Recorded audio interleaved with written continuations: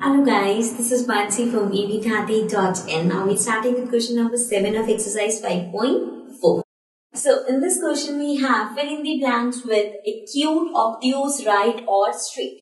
So आपको यहाँ पे blanks fill up करने जिसके अंदर आपको या तो acute angle है, वो obtuse angle है, right angle है या straight angle है, ये बताना है. The first one is an angle whose measure is less than that of a right angle.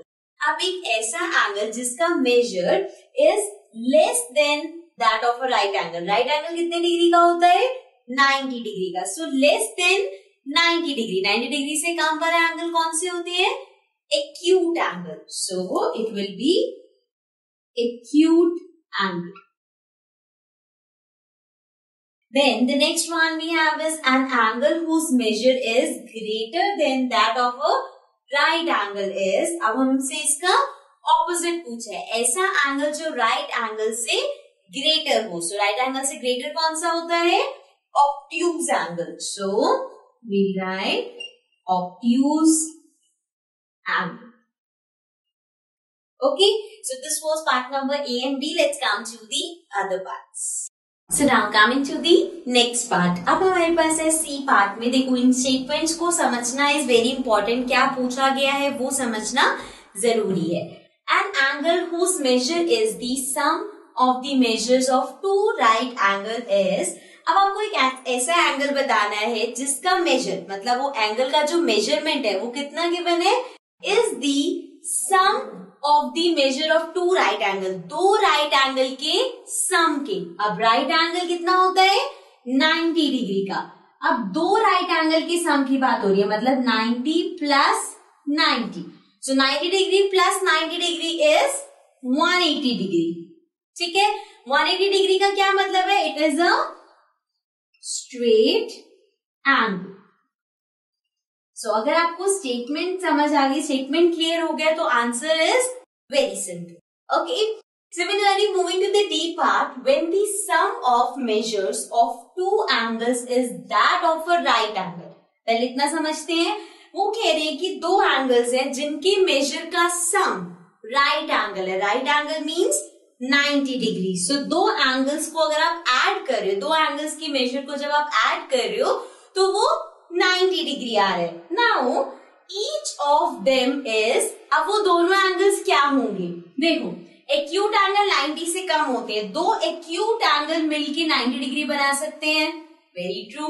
Obtuse angle होते हैं 90 से ज्यादा. जब एक एंगल ही 90 से ज्यादा हो जाएगा तो उसमें कुछ भी ऐड करोगे तो वो 90 से ज्यादा ही आएगा. मतलब ऑब्ट्यूज एंगल नहीं हो सकता. राइट एंगल 90 डिग्री होता तो दो एंगल का सम 90 डिग्री नहीं हो सकता अगर वो राइट एंगल है उसमें से एक. Then we have straight angle which is 180 degree जो 90 से काफी बड़ा है. मतलब 180 में कुछ भी ऐड करोगे तो 180 से ज्यादा ही जाएगा, 90 नहीं हो सकता. So here we can see दो एक्यूट एंगल मिलके 90 डिग्री बना सकते हैं. सो हियर अगर दो एंगल्स का सम राइट एंगल है मींस दो एंगल का सम अगर 90 डिग्री है सो वो दोनों एंगल्स एक्यूट एंगल होंगे. So this will be acute angle. Right. Now this was part number C and D. Let's come to the next part. Now coming to the E part. E part में हमारे पास है when the sum of the measures of two angles is that of a straight angle.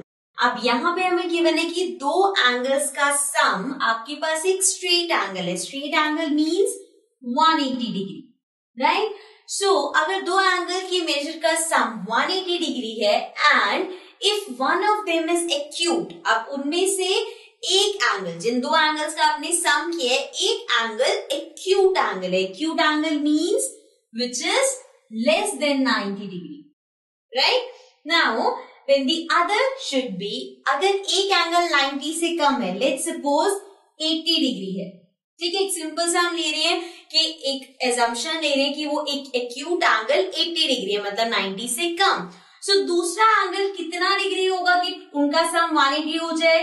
100 which is more than 90 degree means obtuse. ऐसे ही आप कोई भी example 90 से कम. अगर आप 89 भी लोगे तो तब भी जब ऐड करोगे तो आपके पास जो आएगा वो एक ऑब्ट्यूज एंगल आएगा बिकॉज एक एक्यूट एंगल और एक ऑब्ट्यूज एंगल मिलकर ही स्ट्रेट एंगल बना सकते हैं, बिकॉज अगर एक 90 से कम है तो दूसरे को 90 से ज्यादा होना पड़ेगा, तभी सम 180 डिग्री आएगा. सो दिस मीन्स अगर एक एंगल एक्यूट है, so the other one will be obtuse angle, तभी उनका सम स्ट्रेट एंगल होगा, या फिर हम बोल सकते हैं 180 डिग्री होगा. Okay, so this was the last part of this question. With this we complete this question. Let's come to the next question.